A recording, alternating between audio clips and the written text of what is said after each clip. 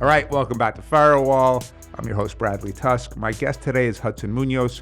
Hudson is the executive director of Guns Down America. And the reason I asked him to come on is they're doing things that are different and interesting. And one of the things I like to try to do with this podcast is feature people who just aren't doing conventional thinking and conventional tactics and the same old stuff. And I think, Hudson, you definitely, whether you succeed or not, we'll see, but you're definitely not approaching this in the normal conventional way. So give us a quick sense first, like kind of what's the thesis? And then two, how did you come to this? Thanks, Bradley. It's great to be here. Guns Down America is a national campaign to take back public life from the gun industry. We see this issue play out on a split screen. On one side, you have people who believe or see guns as implements of a political virtue, right? Mm-hmm. This is the politics of guns. This is the gun brandishing protester. These are folks who buy a weapon, hold it, keep it in order to express their belief about the government. And you don't think it's something they necessarily tend to use? It's part of their identity? Yeah, I think that's right. Okay. And then on the other side of the screen, you have the lived experience of gun violence.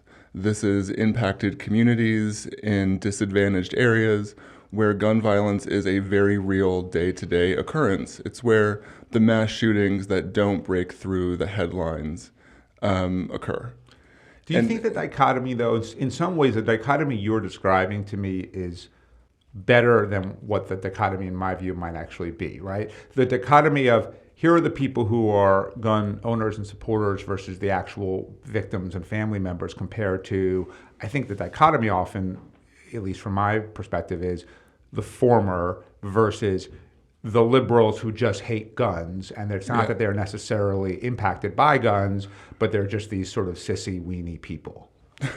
Well, we put the gun industry at the center of that split screen because they say to both sides, your survival depends on us. To the folks who are worried about the phantom tyrannical government coming to take their rights and their livelihoods, and to folks who are living in higher crime, disadvantaged areas, they say your survival depends on us. That message is the through line that binds those two worldviews and experiences together. And our point of view at Guns Down America is that by disrupting the industry, by changing the business of guns, largely through consumer education, consumer advocacy, and corporate accountability, we can disrupt that through line and begin to make progress on the gun violence problem. And so the goal here is less about convincing legislators to ban something, and it's ultimately, if the industry that produces the product that's causing all this harm is a lot weaker, their ability to therefore cause the harm is weaker as well. The gun industry's survival depends on us, not the other way around. Right, us meaning consumers. Exactly. And that's why we focus on guns as a consumer product and something with a consumer identity around it on both sides of the split screen in order to challenge that, educate people, give them the tools and information they need to make a better decision. And ultimately, we want to see people sort of walk past the gun store, understanding that if you bring a gun into your house, your life is now changed for the worse. So is the goal to educate consumers, or is the goal to weaken the corporate power of the gun companies themselves?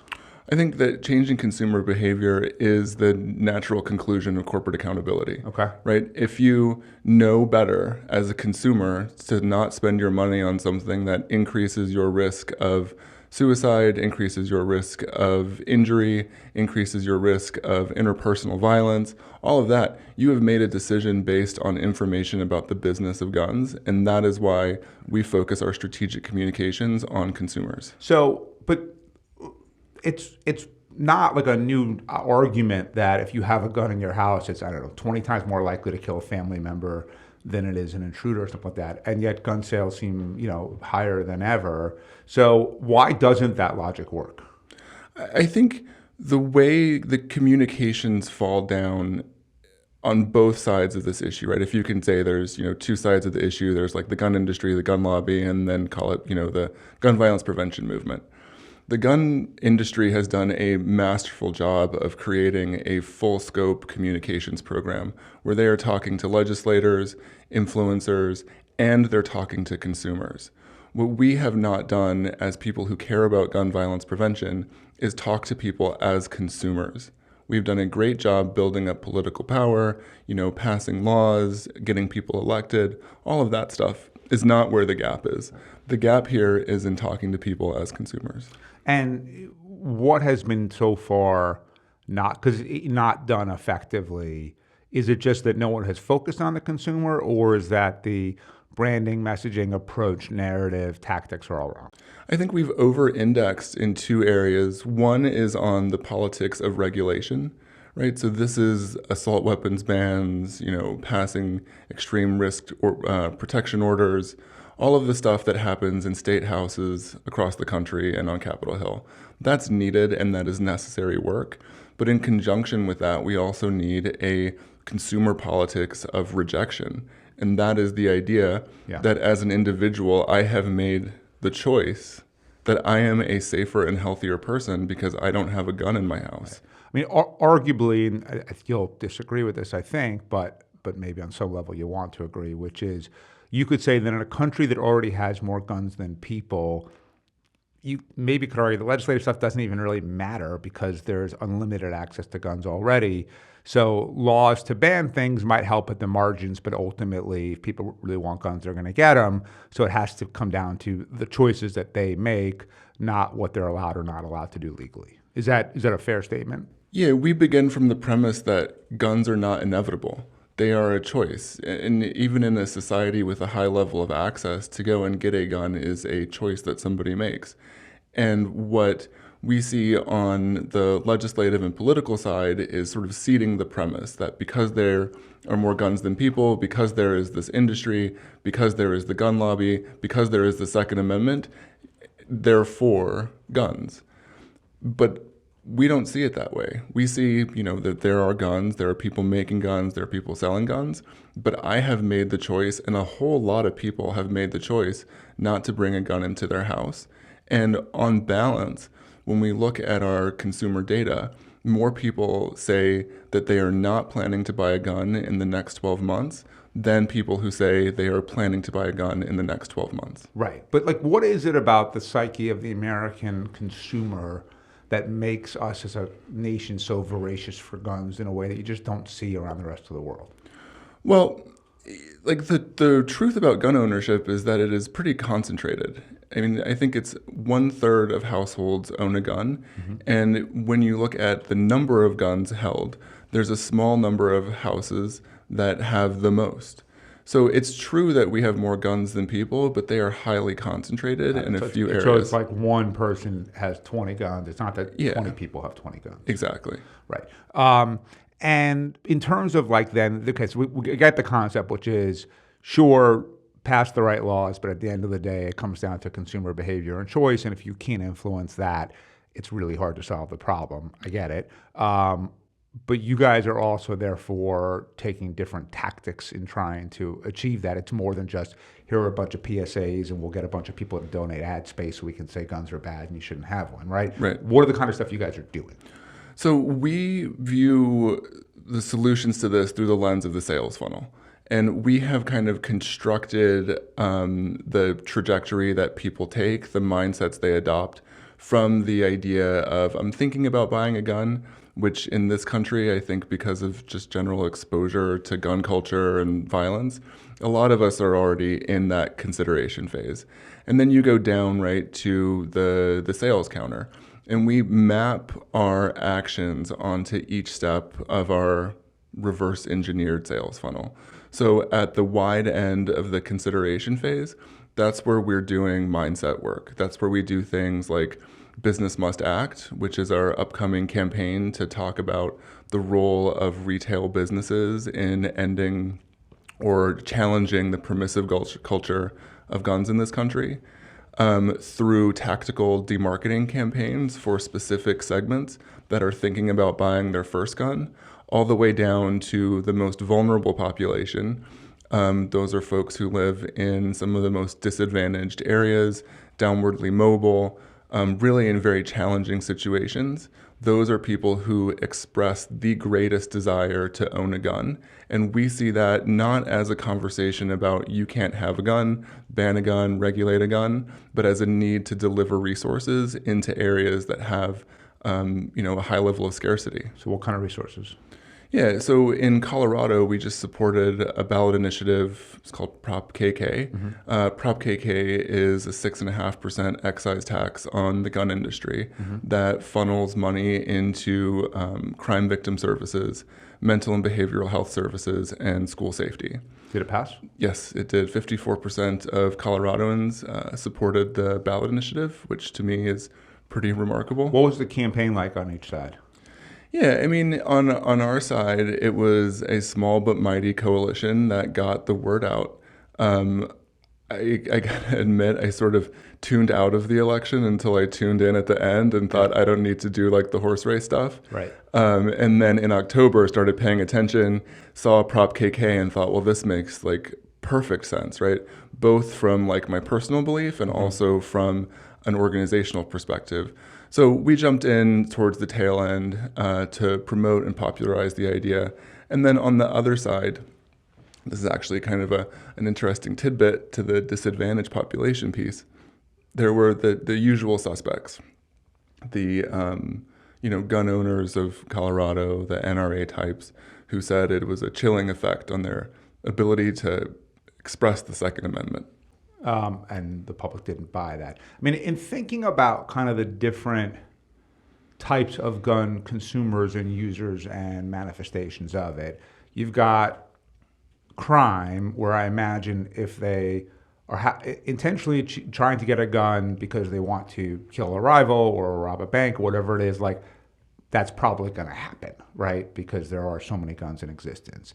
And the areas that, and this is just me riffing, but you tell me if this makes sense, that seem like, okay, here's where you could make tangible progress would be, like there was a piece in the Times yesterday that said now the number one leading cause of death for kids is guns, not car accidents, right? So why is that? Because there are just guns in households that people are able to access, and that leads to accidental shootings and suicides and all of that.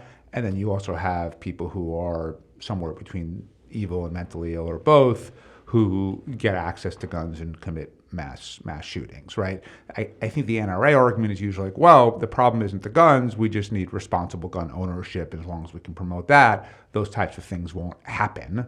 And then obviously the data shows that, look, if you are a parent and you're afraid and you're trying to weigh the risk to your family of an intruder or something happening compared to the risk of just having the gun and what could happen, it seems like maybe that equation still isn't quite understood. Is there an effort to take all of these families who regret doing this because their kid killed themselves or their kid was playing with it and killed another kid or whatever it is, and is there a movement of those people to sort of change the sentiment around this? One of the programs we're going to stand up this year is called Giving Up the Gun. Giving Up the Gun is sort of a relational organizing model to bring people together on one platform to talk about their decision to live gun-free. And we want to highlight stories from families like you just talked about who, I've heard anecdotally of people going to gun buybacks and saying, I just had a kid, I don't want this in the house. That's the kind of story of people making a healthy decision for their family that we think should be popularized on par, if not more than stories of people buying a gun safe in order to hedge the risk of having an inherently dangerous item around a very vulnerable child. Right. What does it take? Like I remember during the pandemic, look, my set of people are sort of affluent urban liberals who are typically pretty anti-gun, and a lot of people who retreated to their country homes during the pandemic. And all of a sudden, the conversations around like getting a gun became a lot more real, and a lot of people who I never would have thought, I don't know if they actually got guns, but like for the first time in their lives were thinking about it. They felt a little bit threatened. They weren't even sure why. It's not like you could shoot COVID, maybe the George Floyd stuff, but nonetheless, they felt that way. And it just seemed like it took very little to tip people into feeling unsafe and then the value proposition of a gun changing in their minds? Yeah, here's my story. It was 2020. I was living in upper Northwest in DC, and it was like full-blown 2020. I mean, we had the protests, we had Trump off the chain.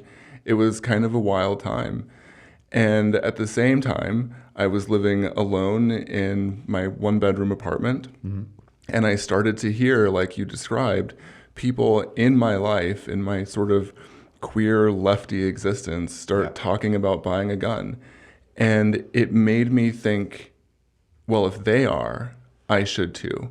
And that sort of like sideways influence is where the gun industry has really excelled in their marketing and normalization effort. Thankfully, and it was to the point, Bradley, that I had like a plan.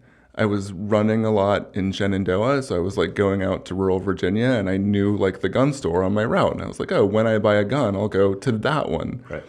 And thankfully, I told a friend, just like in one of our like, catch-up calls, I said, oh, I'm thinking about buying a gun. And in hindsight, like the way he addressed it, I think was sort of not deliberately masterful, but it is something that we're trying to replicate. What did he say? He said, I get it, right? He said, guns have an allure. I understand it. They're cool. Like, I kind of want one too. And then he said, I understand what you're concerned about. I'm also concerned about the future. I'm also feeling alone and isolated. I'm also, worried about the election. I get it.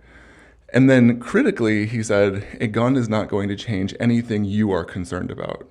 A gun is only going to change your life for the worse. And that is the message that we think we can replicate. Right. You could imagine a moment where an incredible campaign of people saying, I got a gun for what I thought were the right reasons. Yeah. Then this thing happened that I didn't expect to happen or want to happen, and here's been my life ever since. Yeah. Whether it's, jail or death of a loved one or incredible guilt or bankruptcy or whatever comes from it. Totally. Yeah. And that is like very real. That like we should have, unfortunately, like reams of stories of folks who thought they were going to buy a gun in order to change the thing they were concerned about and ultimately only change their own life for the worse. Right. Thankfully, I talked to somebody who was able to dissuade me, and I haven't really gone back and reconsidered bringing a gun into my house ever since. Yeah. So you guys are sort of scoring companies. It's your Business Must Act campaign on their role in preventing gun violence. How does that work? Yeah, so we, Guns Down America has sort of scored businesses on their relationship to the gun violence problem on a number of parameters for years. This time we looked at ties to the gun industry, ties to the gun lobby, in-store policies around bringing a gun in as both an employee and a customer, and then any investment in CVI or public statements about gun violence prevention and the need for more action. We do this because, as I said, Guns Down America is a campaign to take back public life. And, we're sitting in a bookstore right now. We're sitting, I went to a coffee shop earlier and just sort of randomly chatted with another person who I'd never met before. Mm-hmm. And I think those interactions are very important for a functioning democracy. We have to be able to be together. We have to be able to have, a little bit of friction without it tipping over into violence. And guns fundamentally disrupt that. We are a commercial society, and the stores like this are part of the modern agora. Right. So obviously, I assume we would get an A because we just have zero relationship to guns in any way, shape, or form. But obviously, therefore, we're not really relevant in this discussion either. So how do you decide which types of businesses to grade? And then, like, for example, Dick's Sporting Goods got an A-, which I think might not be intuitive, right? Yeah. So who are you grading, and then how are you grading them? Yeah, we looked at 38 businesses in 8 retail sectors, from banking to sporting goods, general retail, pharmaceuticals, CVS, Rite Aid, that kind of place, and scored them on those 5 parameters. We picked the companies based on our insight into consumers. We know that there are on the order of 67 to 70 million consumers in this country who are willing to pay more for companies that have good corporate social responsibility practices and that put gun violence prevention at the top of their list when it comes to social issues they want to see addressed. What does Dick's or Costco do that is good about that? Costco is kind of a neat one. Costco I would say like Costco, if there was a model policy and a model position, Costco is very good. Costco says to their members, we don't want you to bring a gun in our store. And if you disagree with that, we will refund your membership on the spot.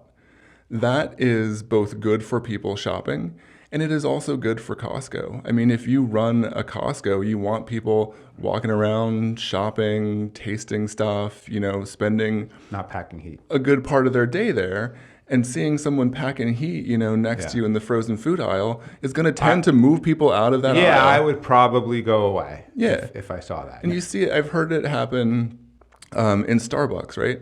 Where in some open carry states, people will take their gun to a Starbucks and sit around and chop it up over a latte. But that is repelling customers who don't want to be in the presence of a gun. Right. It's funny because you can almost separate it out and say, okay, do I think that I'm likely to get shot in the Starbucks? No. But has it taken what was meant to be a pleasant experience and now made it a stressful experience for me? Yes. Yeah. And because I can choose what coffee shop to go to or make it at home or anything else, why would I pick a stressful experience when I don't have to? Absolutely. Yeah, we live in a world of relative abundance when it comes to consumer choice. So if you're going to go to a Starbucks or a Pete's, I'm going to go to the one that doesn't have the guy with the gun in it. And what we can tell what I've concluded from looking at our consumer survey and from the corporate positions from these companies is that they know it, right? Panera Bread and Trader Joe's have an extremely high index of our guns down consumer in it.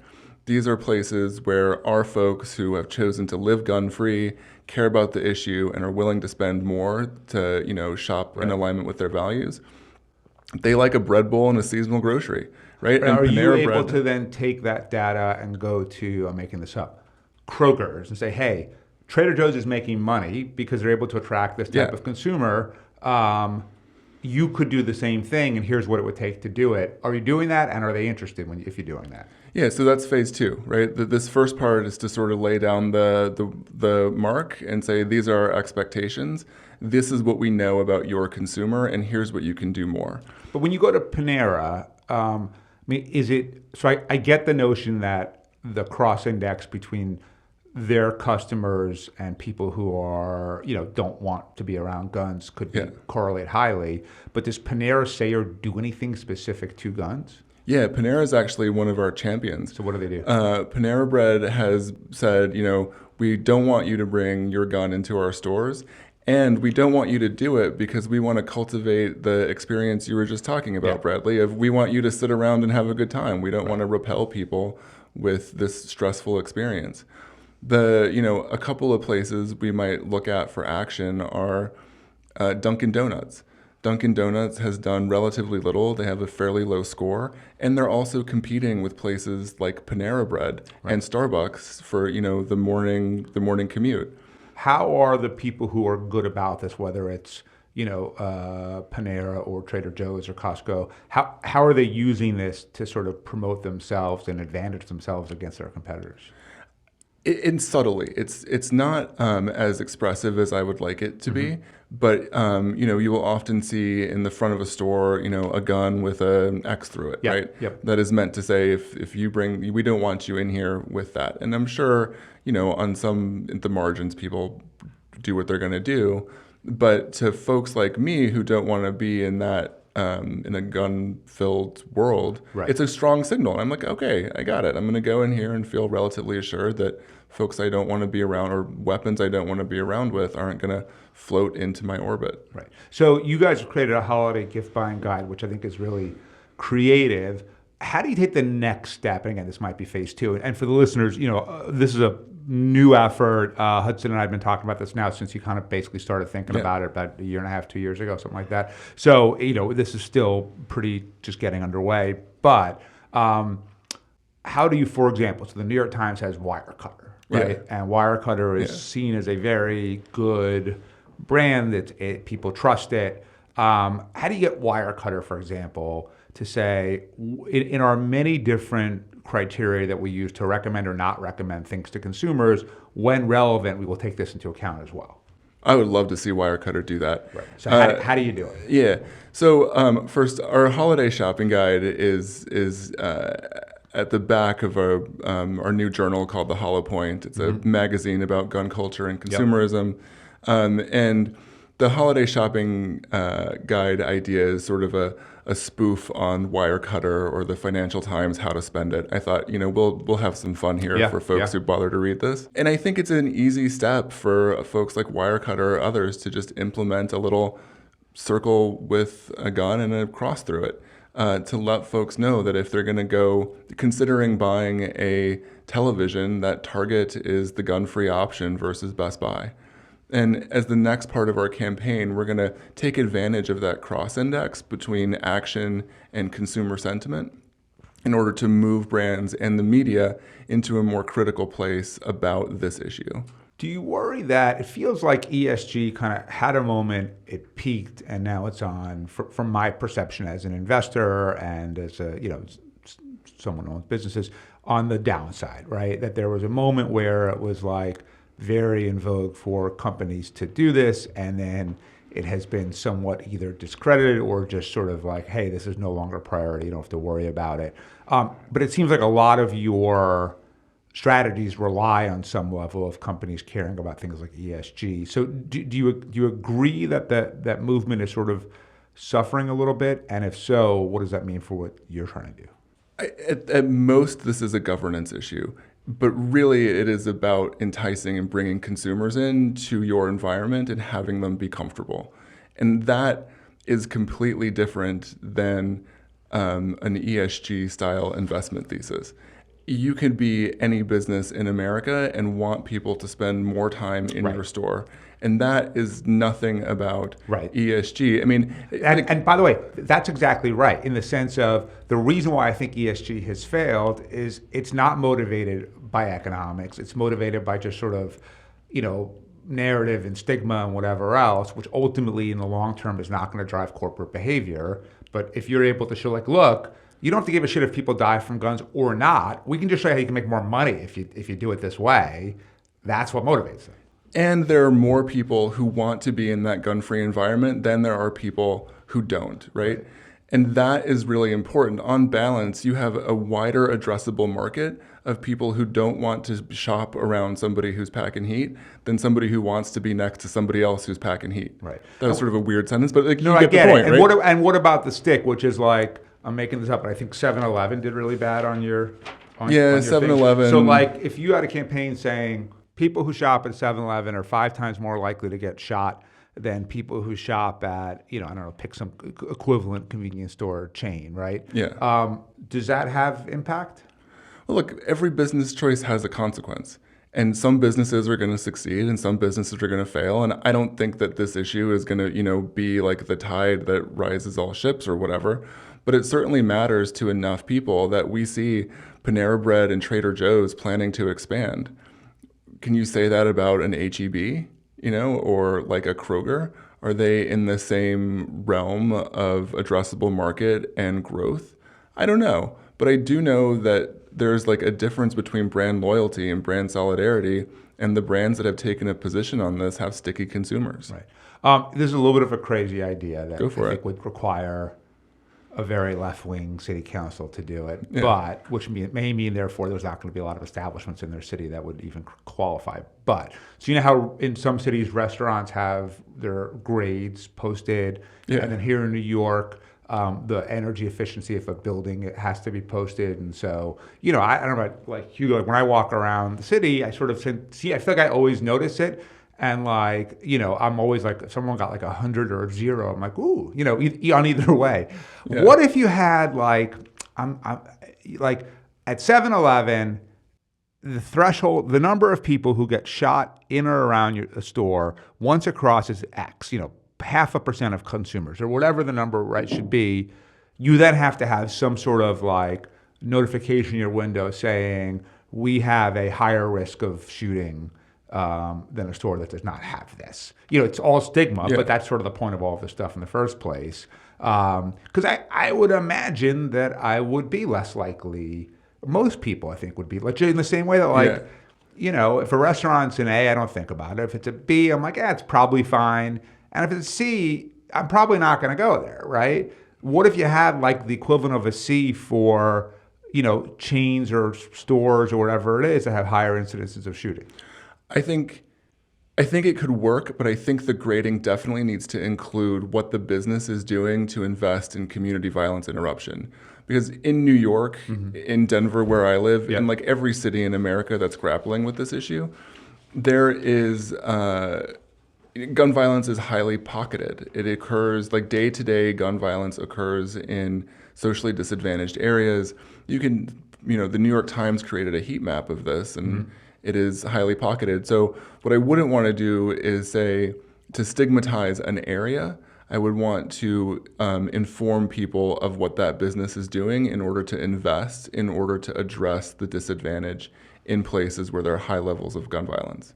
Does that make sense? Yeah, it does. And obviously this stuff gets really complicated. But yeah, you could see that. You could also see maybe something with like partnering with like US News around like, okay, these are the college campuses that have higher incidences or lower incidences. And in your report cards, make this another criteria that you note, right? Totally. And by the way, what's interesting is I remember once we, at our consulting firm, did like some reverse engineering and kind of figured out how the US News rankings work for colleges and grad schools, and then kind of realized that very, very subtle differences could make a meaningful difference in the school's ranking. Because ultimately it was, how I, we've noticed in a while, but how I remember it was, we did this for a couple of universities that we'll go unnamed, but they send out these, basically US News sends out surveys to like guidance counselors or partners at law firms or whoever there it is. And then they're asking you to grade a school from say 1 to 5 on these criteria like, student happiness or like teacher satisfaction. Like they have no fucking idea whether it should be a 2 or a 3, right? And so our thesis was, look, just run broad PR campaigns aimed at these constituencies, because if they just see good things about you, they're going to score everything up, and then your rating is going to jump. I wonder if there's sort of a version of that, sort of inverse version of that you could do for something like this. Yeah, I mean, imagine 7-Eleven doing a PR campaign where they're contributing, amounts into community violence interruption, or groups supporting, feeding the hungry in areas around their stores. That is like a net benefit to both 7-Eleven and to the community. What if you bought billboards in places where 7-Eleven has it, or bus shelter ads, or whatever else that just said, right in front of them, 7-Eleven has 3x more shootings than other convenience stores. You should probably shop somewhere else. Yeah. Yeah. And by the way, one thing is great is I've found, and we've done this even deliberately at times, which is you take out ads that maybe get rejected because like the system, whatever it is, sometimes like this happens with mass transit in New York or whoever. And therefore, the only money you spend is the mock-up of the ad, which is nothing. But then the rejection of it becomes an earned media story, right? Yeah, and exactly, and sort of therefore the whole cease and desist and the law and the threatened lawsuit and all of that drives attention without actually costing you anything. Yeah. So phase 2 of this is going to be a targeted ad campaign that focuses again on that cross index of consumer sentiment and inaction, right. And any company that finds itself not doing something where it has a clear market signal from consumers that it can, is going to find itself in target for that kind of ad campaign. I think it works. So this is a million years ago, but when I worked at the New York City Parks Department, I was thinking about sort of unleashed dogs. And the problem is a lot of people have their dog off the leash, and it sort of feels harmless in the individual, but then in the aggregate, it becomes a problem because you have huge problems of dog poop. You have dogs, let's say in Central Park, colliding with rollerbladers and people, riding their bikes or whatever else, dogs killing squirrels.